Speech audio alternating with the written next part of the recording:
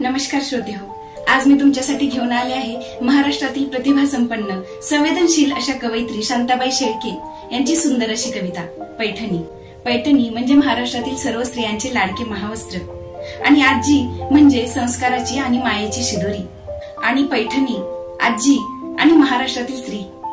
यांचा सुरेख संगम म्हणजे शांताबाई शेळके यांची पैठणी ही कविता। आपल्याकडे जे साड्यांचं कलेक्शन असतं त्यातील काही साड्या आपल्यासाठी खूप खास, खूप स्पेशल असतात आणि या साड्या खूप महागड्या किंवा जास्त किमतीच्या असतात म्हणून नाही, तर या साड्यांबरोबर आपल्या बालपणीच्या, आपल्या मनातील काही आठवणी या साड्यांसोबत जोडलेल्या असतात म्हणून त्या आपल्यासाठी खास असतात। जसं की तुमच्या आजीने तुम्हाला दिलेली साडी किंवा तुमच्या आईने तिच्या लग्नात घातलेली साडी किंवा आपल्यासाठी आई बाबांनी घेतलेली पहिली साडी किंवा कुणी खास व्यक्तीने आपल्याला भेट म्हणून दिलेली साडी, अशा साड्या आपण हृदयाच्या कप्प्यात जपून ठेवतो। कितीही ओल्ड फॅशन झाल्या तरी वर्षानुवर्षे आपण त्या साड्या जपून ठेवलेल्या असतात, कारण त्या साडीसोबत आपल्या काही खास भावना जोडलेल्या असतात आणि याच भावनांना हात घातलाय कवयित्री शांता शेळके यांनी पैठणी या कवितेमधून। आजी आणि पैठणी यांचा सुरेख संगम साधत तर ऐकूयात शांताबाई शेळके यांची अतिशय सुंदर अशी, आपल्याला आपल्या आजीची आठवण करून देणारी ही कविता पैठणी। फडताळात एक गाठोडे आहे त्याच्या तळाशी अगदी खाली,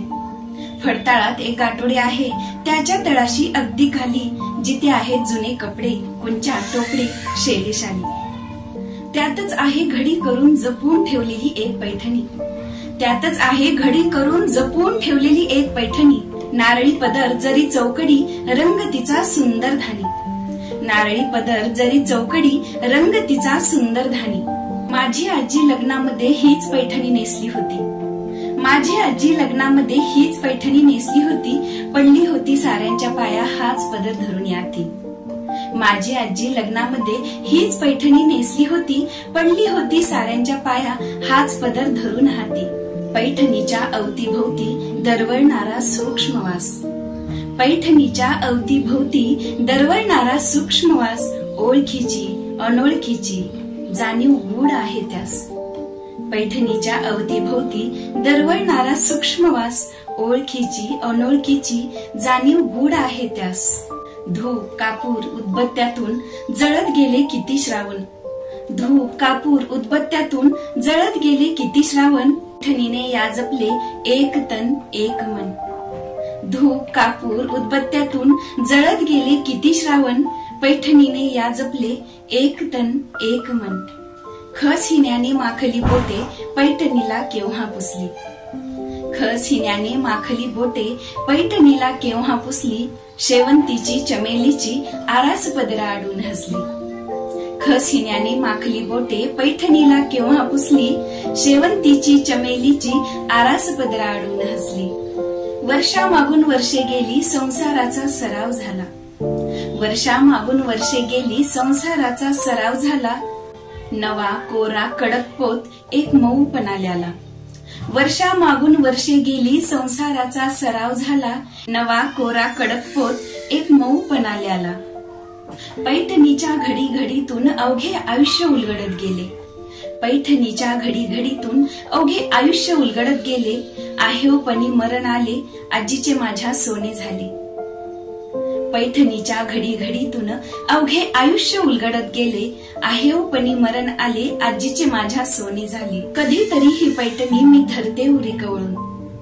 कधीतरी ही पैठणी मी धरते उरी कवळून, मऊ रेशमी स्पर्शामध्ये आजी भेटते मला जवळून, कधीतरी ही पैठणी मी धरते उरी कवळून, मऊ रेशमी स्पर्शामध्ये आजी भेटते मला जवळून, मधली वर्षे गळून पडतात कालपटाचा जुळतो धागा, मधली वर्षे गळून पडतात कालपटाचा जुळतो धागा, पैठणीच्या चौकड्यांनो आजीला माझे कुशल सांगा, मधली वर्षे गळून पडतात कालपटाचा जुळतो धागा, मधली वर्षे गळून पडतात कालपटाचा जुळतो धागा, पैठणीच्या चौकड्यांनो आजीला माझे कुशल सांगा, मधली वर्षे गळून पडतात कालपटाचा जुळतो धागा, पैठणीच्या चौकड्यांनो आजीला माझ्या कुशल सांगा, आजीला माझ्या कुशल सांगा। तर अशी ही आजीची पैठणी, या कवितेतून आपल्याला आपल्या आजीसोबतच सर्वसामान्य कुटुंबातील अशा स्त्रियांचं दर्शन होतं ज्यांनी वर्षानुवर्ष शांततेनं संयमानं घरातल्यांचा मान मरातब ठेवून यशस्वी संसार केला, खंबीरपणे उभ्या राहिल्या, रूढी परंपरा जोपासत सणवार देवधर्म करत अगदी निष्ठेनं आपला संसार केला,